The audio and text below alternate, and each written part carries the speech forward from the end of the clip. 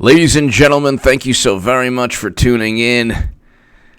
We have some interesting things to talk about today, especially regarding Democrats like Joe Manchin, like Kyrsten Sinema, like Doug Jones. Let me see if this is working. Is this working? Let me know, ladies and gentlemen, if you can hear me. Let me know if you can hear me, ladies and gentlemen. Even CNN is talking about this. I'll read a CNN article right now. This is really interesting. Red state Democrats won't rule out clearing Trump. This is hilarious. January 29th, Wednesday, January 29th, 11:12 a.m. This is absolutely hilarious. So you have, 3 years of saying that Trump worked with Russia. That was absolutely a farce, a charade. Completely and utterly fabricated. How do we know? Because they didn't even include anything to do with the Mueller probe. They had a special counsel for 3 years, or for 2 years, and then a year prior to that, basically their own special counsel, with Strzok and McCabe and Comey and Brennan and Clapper. They spent 3 years doing everything possible to find something on Trump, and they couldn't even include anything within those 3 years. They couldn't include anything within the articles of impeachment, which is absolutely hilarious. So let's read this right here. Red state Democrats won't rule out clearing Trump. This is today. Democrats and states President Donald Trump carried in 2016 are not ruling out voting to acquit him of the charges he faced in his impeachment trial, giving the White House hopes of potential bipartisan opposition to his conviction as he gears up for his re-election bid. Several key Democrats, including Senators Joe Manchin of West Virginia, Doug Jones of Alabama, have left open the possibility they might acquit Trump on either of the two charges, abuse of power and obstruction of Congress. Moreover, Democrats are looking closely at Kyrsten Sinema, a freshman from Arizona who has refused repeatedly to discuss her thinking during the trial. It remains to be seen whether Trump faces bipartisan support for his conviction, with GOP senators like Mitt Romney, Lisa Murkowski, and Susan Collins all staying mum about their intentions. Well, Susan Collins, I believe, voted present. Murkowski and Romney voted for Kavanaugh. So none of them voted against Kavanaugh. I look at that as kind of the litmus test for what they'll do here. This is nonsense. Anyone who thinks that Trump withheld military assistance because he was afraid of Joe Biden a year and a half prior to the election is basically working for the Democratic Party. Basically working to funnel votes into the Democratic Party. Clinton will be the nominee. There are no rules. It's a political machine. Hillary Clinton will be the nominee, like I stated in 2017. In the Huffington Post, Clinton 2020 is a reality. Get ready for 8 years of Trump. You have to ask yourself, who's smarter? Who's more devious? Who's better at cheating? Who's able to achieve almost anything she wants? Is it the DNC or Hillary Clinton? Then you have to ask yourself, well, are they running by rational, logical reasoning? No, they're not. There's nothing rational about any of this. They don't care about losing as long as they lose with Clinton. If they would much rather lose with Clinton than win with Bernie Sanders. We saw that already. So we've already seen this. But let's see. Then you go, after the first 2 days of defense team arguments, Manchin praised the president's attorneys, telling CNN after both sessions that they did a good job of making their case, saying they are making me think about things. Well, of course they are. President Zelensky stated there was no pressure. There was no pressure. President Zelensky stated no pressure. President Poroshenko stated no pressure. There was no pressure during the call. He did not. There's no direct evidence he withheld military assistance. And if you want to go by what impeachment witnesses say and think, there are a lot of people who would testify against Hunter Biden, namely Shokin, the prosecutor that was forced out by Joe Biden. So if you want to go by what people's opinions are, what their viewpoints are, what they think is accurate, then do that. But do it for both sides. Don't just say, well, there's no direct evidence, but a lot of people say that Trump, everybody knew. Well, everybody knows that. You think Burisma doesn't know what they're doing? You think the oligarchs running Burisma don't know what they're doing? You think they're naive?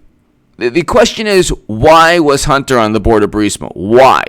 That's a simple question. Why? Why was he on the board? Why?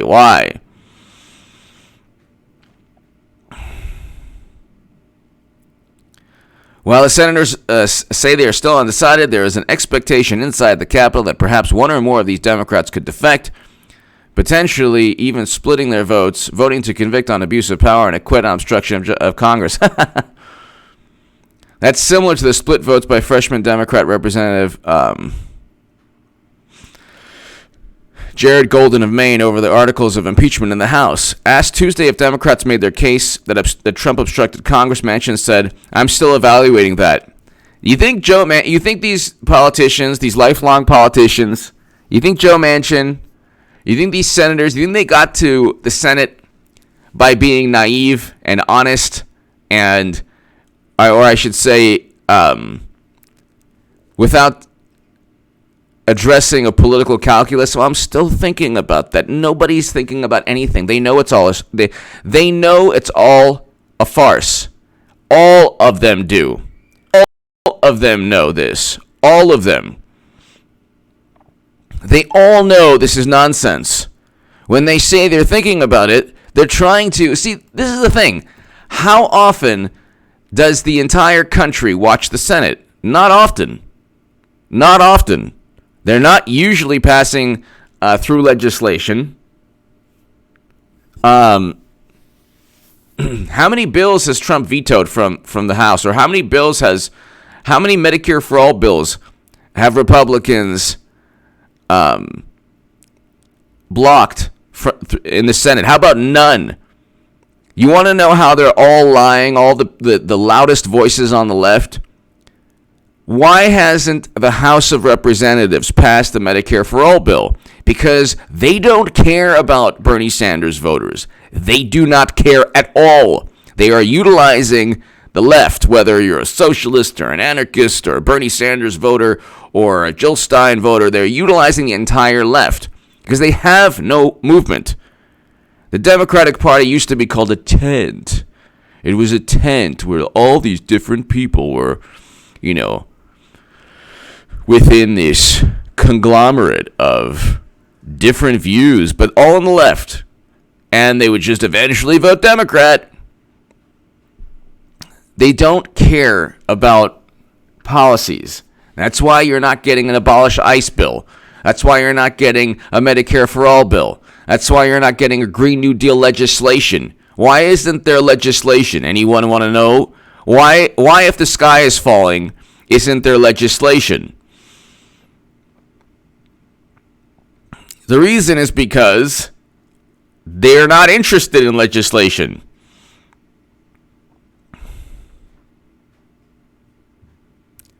They're interested only in groupthink and media and public relations. That's it. That's it. They have the media so they can go. They lost the election miserably. They're going to lose again with Clinton. It is not going to be Biden. Okay, Biden. Okay. The Senate is going to vote to acquit Trump. They're going to try to spin this into a cover-up. They can't spin it into a cover-up because there's nothing to cover up.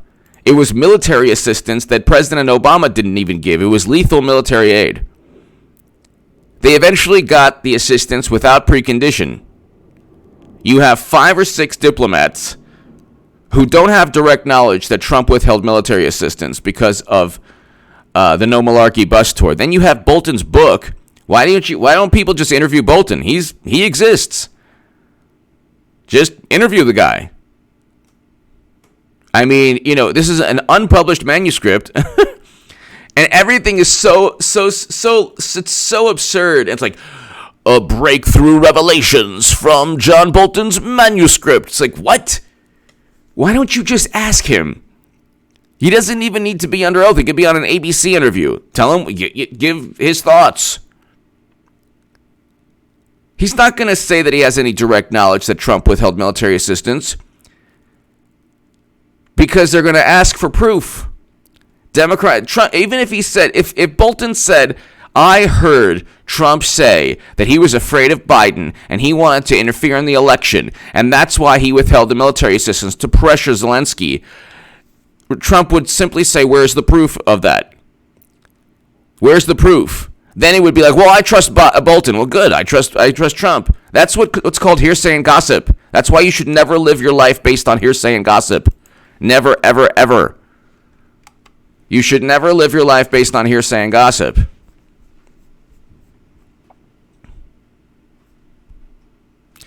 Quantum football.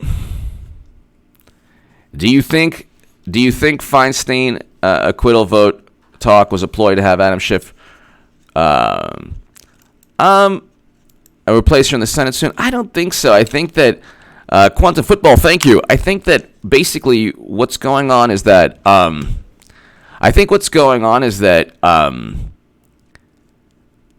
any rational person, quantum football. Thank you. Any rational person is going to look and say, yeah, there's nothing here. So in a moment of honesty, she was saying, yeah, you know what? In a moment of honesty, she was saying, there's really nothing there. And President Trump's defense lawyers made a great case. There is no case against Trump. Look, they have completely suspended logic for 3 years. There is no Democratic Party. It is all for Clinton. They had to do this because Madam Secretary is a horrendous candidate. But it's a political machine run by Madam Secretary and Bubba Bill. So they had to, for 3 years, say, we have memos from Comey, and he demanded loyalty. Oh my God, did you hear that Trump demanded loyalty? Did you hear that Trump demanded loyalty? No. Yes. No. Yes. No. He demanded loyalty? Yes. No. Unbelievable. He really demanded loyalty from Comey? Oh my goodness. Yeah, it's true. Comey's a really good person. It says so in his notes. Yeah, I believe his notes. Well, good. And the Steele dossier. Can you believe what it says in the dossier? Yeah. So what if Clinton purchased it? It's called raw intelligence. Well, would you purchase a dossier for Clinton? How dare you even think that? So the whole thing is nonsense. It's all for Clinton in 2020.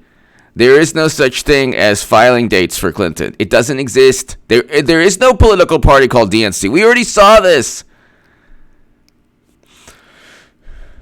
There's a bylaw or a fine print.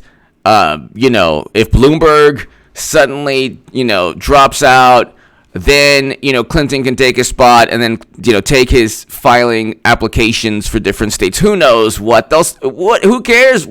They don't care. Democrats will eat it up. They don't care. Do you understand? They've suspended logic. They don't.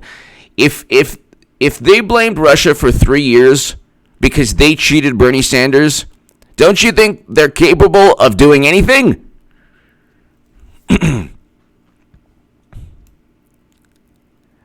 Exactly, Harmony, exactly. So it's going to be the best. It's going to be the absolute best election of all time. I was a lifelong Democrat, and you have to, if you're not a lifelong Democrat, you don't understand, and I'm not voting for Trump. it's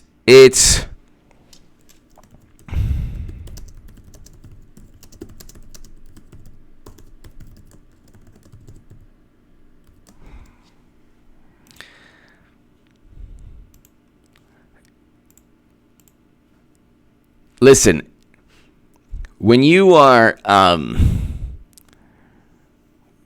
when you're not a Democrat and you're not on the left, you're going to say, well, let's use logic and reason. But that's not how Democrats think. That's not how the Democratic Party operates. The Democratic Party operates on peer pressure. What they do is they marginalize, they shame, they denigrate, they mock, and then they look at Trump and they're like, oh my God, we're so much better. Actually, Trump is a counterpuncher. Trump goes after those who go after him. So there's never a moment where Trump just out of the blue, like for no reason at all, goes after somebody. It's always they're utilizing a dossier. They're investigating everyone around him based on gossip from Alexander Downer. You know, they find nothing. They're trying to impeach him. You have a Hollywood celebrity or you have some kind of celebrity going after him. And then he fights back. When he fights back, they say, oh my God, how dare you? He's so horrible. He's so mean. He's so belligerent. He's so rude. He's so crude. He's so uncouth. But what they fail to recognize is that on social media and within liberal and progressive publications, if you think differently on any issue, Parabiology 101, hello. Yes, he is a counterpuncher. I love that too. If you think differently on any issue, Democrats will instantly marginalize you, disparage you, engage in ad hominems, and that's it. And it'll be this.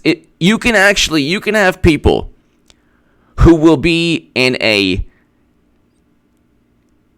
battle to the end in a steel cage regarding different Medicare for all plans. Do you understand? It's not good enough to just want Medicare for all. It will be people on social media who end up blocking each other or reporting each other or getting into endless arguments on the differences within a Medicare for all plan. That's how fractured it is. It's not a political. Democrats are not part of a political entity. They're a conglomerate of 10, 12, maybe 20 different cults, different groupthink entities. And if you engage in any blasphemy at all, they kick you out, they insult you. So they're okay with losing. They're totally fine. They're totally fine with losing to President Trump if Clinton runs again. They got to get it out of their system. And Madam Secretary doesn't say anything without a purpose. There's one thing I'll give the Clintons. They have a strategy for everything. They don't say hello. They don't brush their teeth in the morning. Madam Secretary doesn't brush her teeth in the morning without a specific strategy linked to political influence. So if it's New York Post, Hillary Clinton admits she feels an urge to run against Trump. Well, if there was no way she could run, why would she feel the urge? She feels an urge because she knows she's going to be nominee. And why do you think she's going after Tulsi Gabbard? Why do you think she's going after Bernie Sanders? Why is that so important for her? She gets to run without formally announcing. Okay? She gets to run without formally announcing.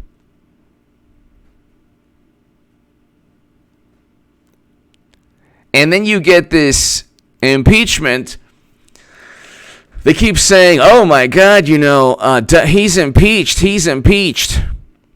Nobody cares. They're like, well, he's going to be an impeached president forever. Nobody cares. Okay, Bill Clinton was impeached for a reason. You can go back, Andrew Johnson during that time period, right after the Civil War. You can go look at that impeachment. There was an actual reason there. There was a congressional act or a bill or a law defending,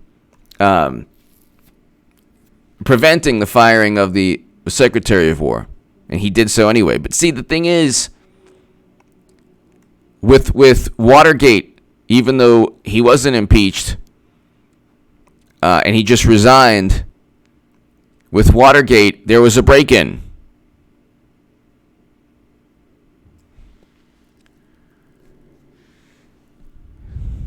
Thank you, Eric H526. Yeah, I see that. With Watergate, there was a break-in. With Bill Clinton, he did something. He actually did something in the Oval Office and then lied about it under oath, then obstructed justice. Those are crimes linked to legal statutes. All right? Not the case. Not the case with, not so with Trump. With Trump, there is no legal statute he broke. There's no legal statute that he broke. Oh my God. What is wrong with this connection? Sorry. Sorry for the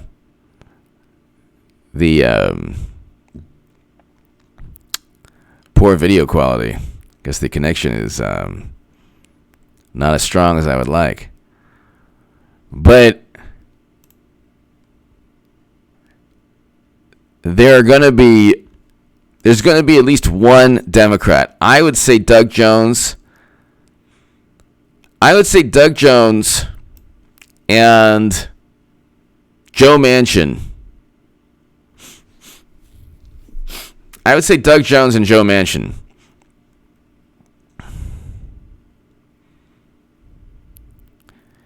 With Doug Jones, if he has any hope at winning, in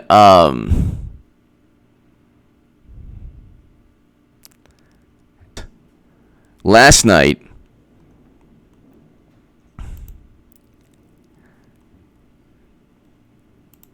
and if they don't get unanimous support, you're looking at a situation where the media is now going to question its narrative. Well, my goodness. We spent 3 months impeaching Trump, and you can't even get all the Democrats to vote in unison. Even Democrats don't believe their nonsense. So he didn't withhold military assistance because he was afraid of Biden. That's nonsense. That's absolutely nonsense.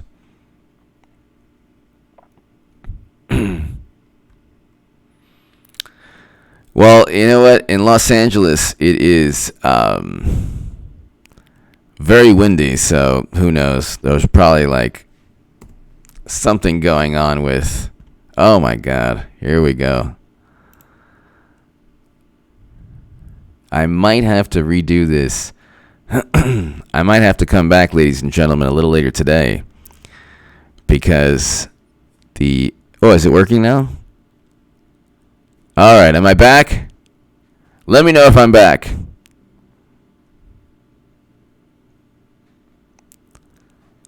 All right, I think I'm back. I think we can continue. So, it will be a monumental defeat, an absolute monumental defeat, if if they don't get every Democrat,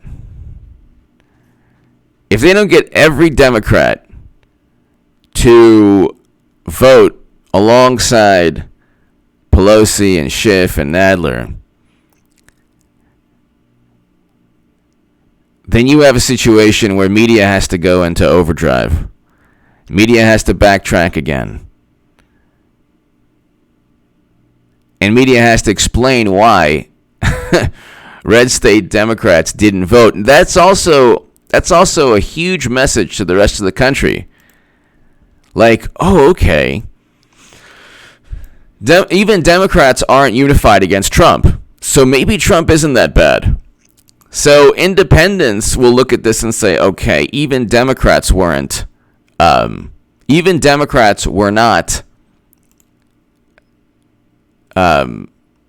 convinced that he was afraid of Biden. Then they'll look at Biden and they'll say, okay, maybe it's true that he needs to be investigated, which is true.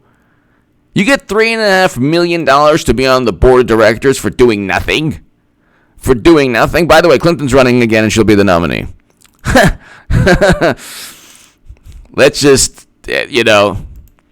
let's Madam Secretary, Hillary Clinton. Okay, let's see.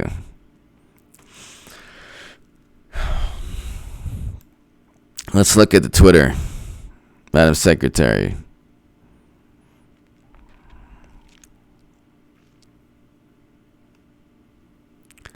Oh my God. She's pushing she's pushing people to call. She said, keep calling your Republican senators, and she gives the number. She's not running. She's doing this for Biden. She's doing this for Biden. Ladies and gentlemen, she is going to be nominee. And honestly, at this point right now, I respect Clinton even more so than Bernie Sanders, because Clinton, even though like you're talking about, a criminal that never stops, at least she fights.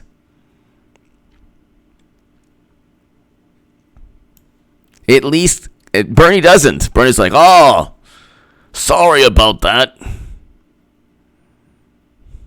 Sorry, I said something bad about Biden, and I unendorsed the person I endorsed. I couldn't endorse that person. There you go. Oh my God, this is such a brilliant, the return, rising from the ashes, the phoenix. Why aren't I 50%? Oh my God, what is that noise? Why aren't I 50%? Oh my God, I can hear it. Why aren't I 50%? You might ask. Oh my God, this is so beautiful. Can I tell you, she's telling people to call Republican senators. Keep calling your Republican senators. We want witnesses. She's not stopping. You think she cares about the Democratic Party? She doesn't care. Could you even name a policy she ran on in 2016? Are you kidding? She doesn't care. Oh my God, that's hilarious. Oh my God, I just can't wait. Just hurry up already. What are you waiting for, Madam Secretary? Hurry up. Hurry up already. Oh, nice. Yes, the Rolos.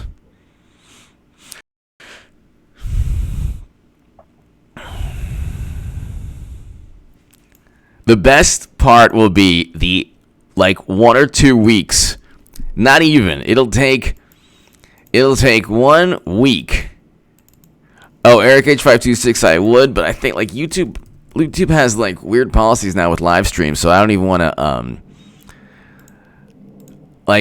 only if I really have to play a clip on something, but but I totally would. I agree with you. She's on Twitter right now. This is absolutely hilarious. She's on Twitter right now telling people to call their Republican senators to ensure that there are witnesses.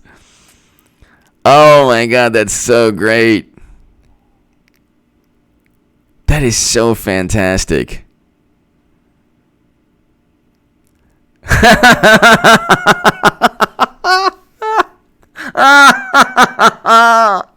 You can go on Clinton's Twitter page. It's the best. Oh, I love it. Do you think Bernie would do that? No, he'd be like, "Oh, I don't want to bother anyone. I have enough of her emails, you know."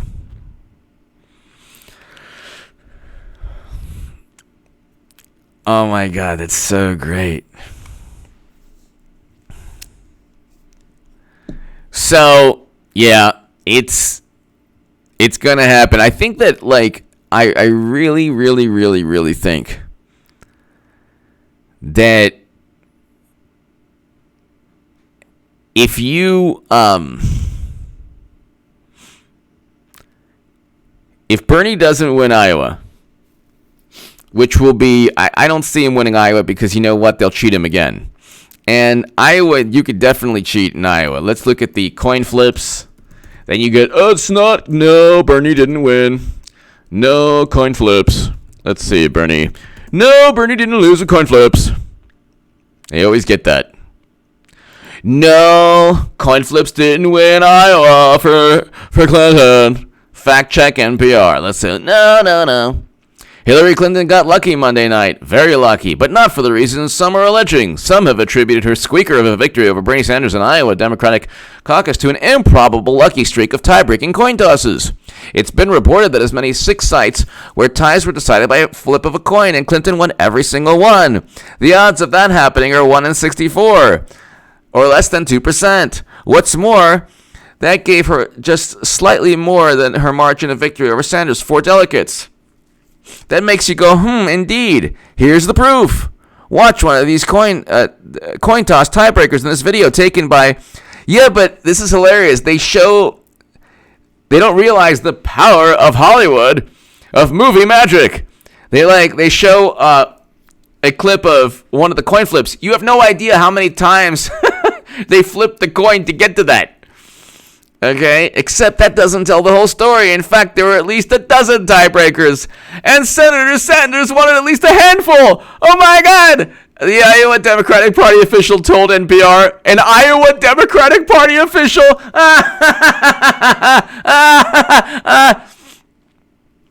gone unmentioned so far as that even if Clinton won that miracle 6, and there were no other coin tosses, it would make little difference in the outcome. That is in part because of the complicated way Iowa Democrats allocate their delegates.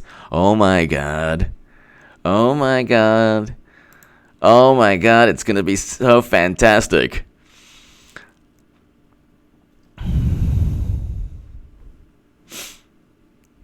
Oh my God. Oh, that is so great. So, how do we know that Bernie won? Because an Iowa Democrat said he did. Yeah.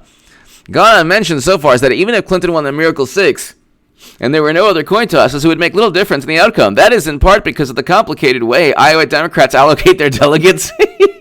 And what was being reported on election night and what wasn't. Oh my God. They make it so complicated and absurd that, Clinton won. I see. It's all fair. Let's step back and explain for a second. And this is tricky, so stay with us. First, understand the state party reported a grand total of 171,508 voters, the second highest turnout in Iowa history behind 2008. And no raw vote was or is ever broken out by candidate and recorded by the Democratic caucuses. What? No raw vote? They don't know the raw vote? Okay. All right. They don't know how many people voted? The state party reported. Okay. Yeah, the Democrats reported. That's good. They wouldn't lie. That's because in Iowa, it's a delegate game, man. Iowa has a multi-step process for picking delegates. Monday night was just step 1. Here's how it works. There were 1,683 precincts in Iowa, last night. Okay, those precincts elected 11,065 delegates to the county conventions. That universe of 11,065 delegates is whittled down to 1,406 who will attend congressional districts and state conventions. What? And here's the root of what's causing all the confusions. The breakdown of those 11,065 is not reported on caucus night. What is reported, what Clinton's 49.9 to 49.6% tracing paper-thin lead is based on is, quote, state delegate equivalents. Those are estimates of how many of the 11,065 will attend the Congress. Oh, hold on. I fell asleep and I'm going to wake up. Those are estimates of how many of those 11,065 will attend the congressional district and state conventions. So when those coin tosses are happening, they are elected delegates in that larger universe. That means for Clinton to have picked up 4 delegates, she would have had to have not 6 in a row, but more like 47 in a row. Oh my God. Oh my God. Is anyone following this? Is anyone following this nonsense? I mean, my God. Does anyone understand what I just said? This was from the Iowa caucus, okay? And let's just look at the new. We can look at the new rules. Bernie's never going to win Iowa, but even if he does win Iowa, they'll cheat him some way. Why would you put your faith in a political party that actually already cheated you? If you are getting married and your spouse is having Bill Clinton style relations with somebody else the day of the marriage, actually, like, are you going to continue with the marriage? I can describe this better, but it's YouTube, so. Oh my God. What about 60 missing voters and a coin flip? Des Moines Register explained how a tie happened at one precinct. After 60 registered voters were missing since the initial tally, and O'Malley's supporters had been redistributed, Clinton was assigned 4 delegates, and Sanders got 3. That's bizarre. Why would he get less? Oh, that's right, because they were cheating. But 1 remained unassigned based on the initial count. Oh, my God. Oh, my God.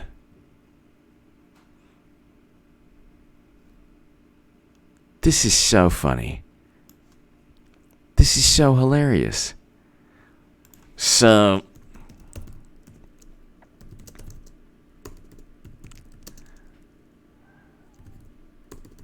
let's just see how this works again. It's the okay. So how does Iowa work? How do Democrats and Republicans work in the Iowa? Okay, so this is 2019.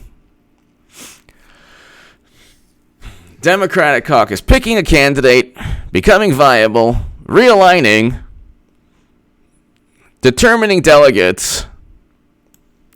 Okay, let's just look at this. Determining delegates.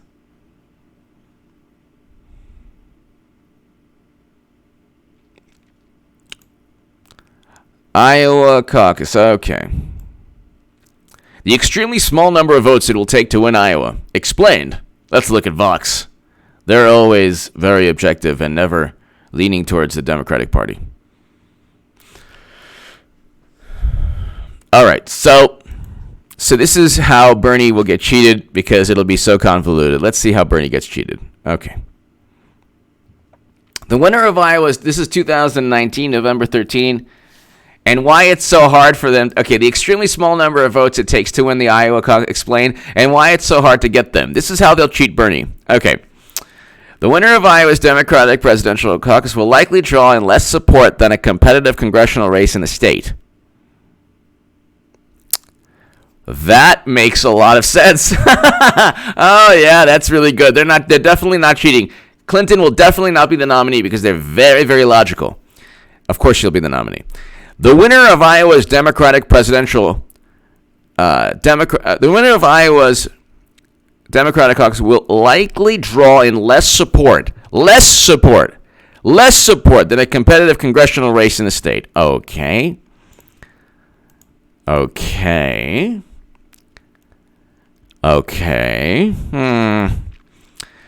On February 3rd, the nation will be looking to Iowa, where the first Americans will be able to cast their vote in the 2020 presidential election.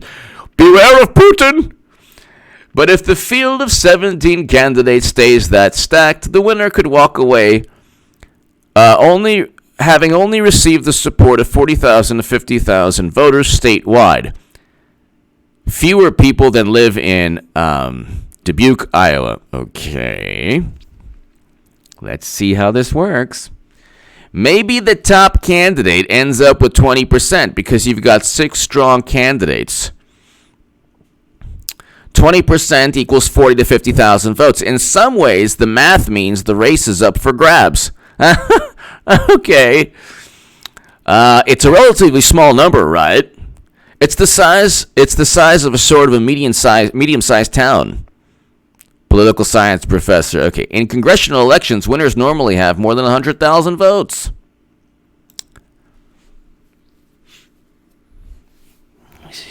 So boring and annoying. But that's why you're here on H.A. Badman's live stream. Eddie, 1776, America. Go Pat Mahomes and the Kansas City Chiefs. Yeah, it's going to be amazing. Oh, my God, it's going to be... Let me tell you, if Mahomes and the Chiefs do it, because the Niners look really good, but I like Mahomes a lot. Eddie, 1776, America. I like Kansas City, too. I like the Niners, too. I don't know. I don't really have a team that I'm going for, but it's going to be amazing. So go Chiefs. Eddie, 1776, America. So, okay, let's listen to this. This is fantastic. You know what I'm going to do? I'm just going to start every segment with this. This way I'll lose a couple hundred subs within a week. How to win in Iowa, briefly explained. Okay.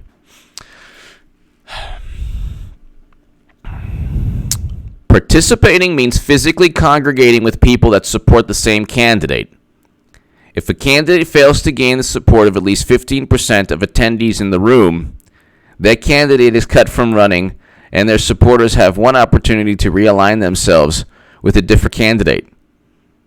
If a candidate does have at least 15% of the room behind them, then the supporters are locked with their vote. How do you determine 15% of the room? Political experts in Iowa told Vox they're estimating the 2020 turnout could be somewhere between 2016 record-setting and 2008, which saw 236,000 Democratic voters. Okay, the system also changes candidates' priorities. Okay, so you have to get 15% of attendees in the room. What does that even mean?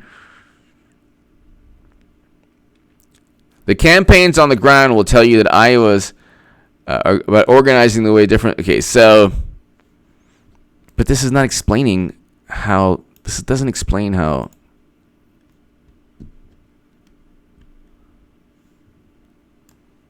Yeah, this doesn't.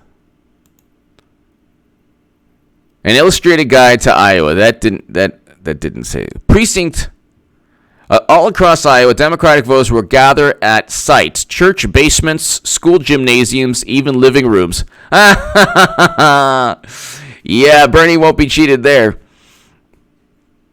This is totally not ripe for cheating. All right. They're gonna meet in people's living rooms. First alignment. Participants show their support for presidential candidates by dividing into groups in the room. By dividing into groups in the room, all you have to do is prevent Bernie voters from coming into your basement. How is that so difficult?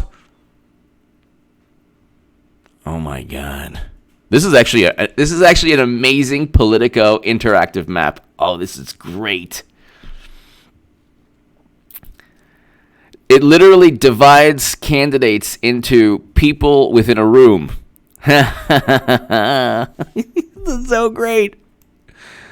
So if you're not wearing a Bernie shirt, you could be, if you're literally not wearing a Bernie Sanders shirt, you could be then divided for Biden. First count. Everyone gets counted. And organizers take note of which groups have less than 15% total. In most locations, candidates will need at least 15% to be eligible to win delegates there. So you're counted in the room, and you need 15% of the room, at least. Second alignment. If voters' selected candidate wasn't viable in the first alignment, they have a few choices. Oh, this is how he gets cheated. If you're part of, let's say, Warren or Buttigieg or Klobuchar, and if you don't get 15%, you get to go to the candidate you want, which is Biden.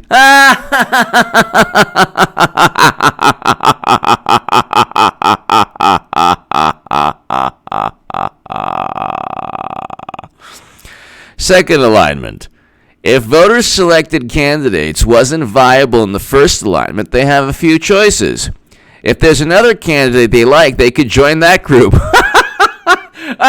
None of the Warren people are going to go to Bernie, I can tell you that. She exists only to split the bowel movement into two.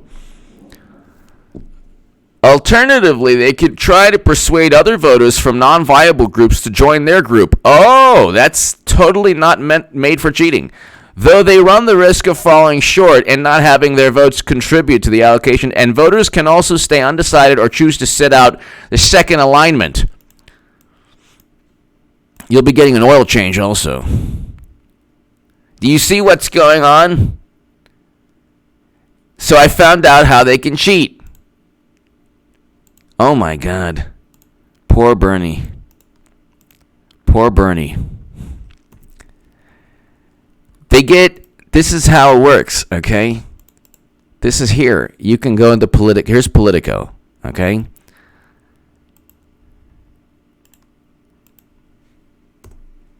Here's how it works. They get into a basement or a gym, okay? This is amazing.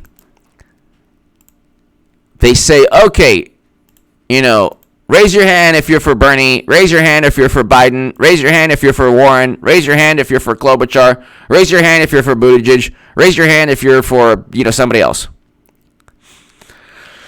Bernie gets 15%, more than 15%. Biden will probably get more than 15%. Warren might get more than 15% of the room. Okay. Or Warren might not. But Buttigieg might get more than Warren. Okay. Or Biden might not get 15%, but all those people get to choose where to go. They don't leave the room. They merge into, imagine 4 amoebas, and then 2 merge into the other amoeba, and then you have the DNC candidate, and then Bernie is like, how did I lose? If you haven't won, why don't you come over here? The water's warm.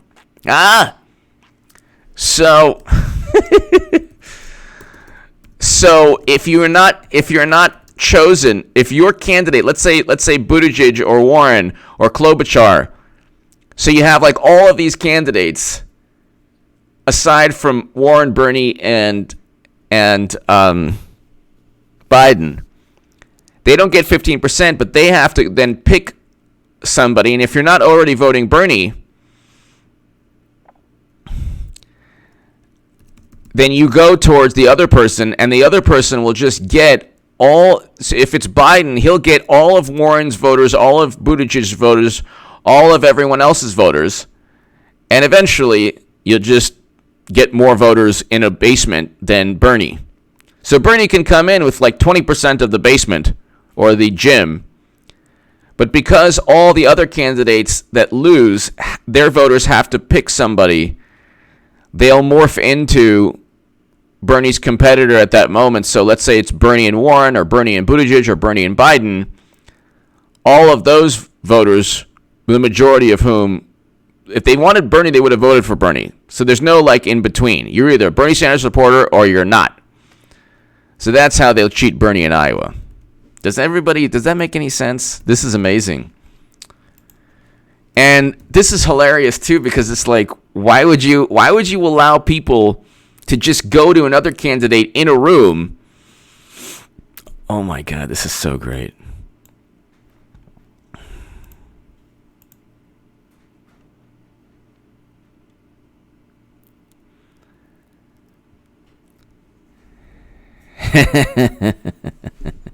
This is so fantastic. Oh my God, this is so great. Final count and delegates distributed. Another count is taken again. Every candidate who clears the viability threshold the second time is awarded at least one delegate. Using a mathematical formula. Using a mathematical formula devised by the brilliant mathematician Debbie Wasserman Schultz, the state party calculates how many state delegate equivalents each candidate has won. Yeah, Bernie already lost, so just forget about this. Has won at each location, adds them up. The candidate with the most state delegate equivalents wins the most delegates to the Democratic Convention and wins the Iowa caucus.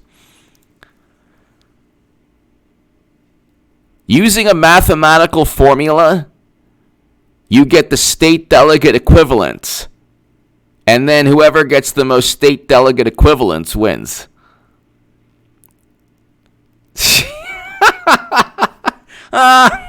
This is so great. This is totally fair.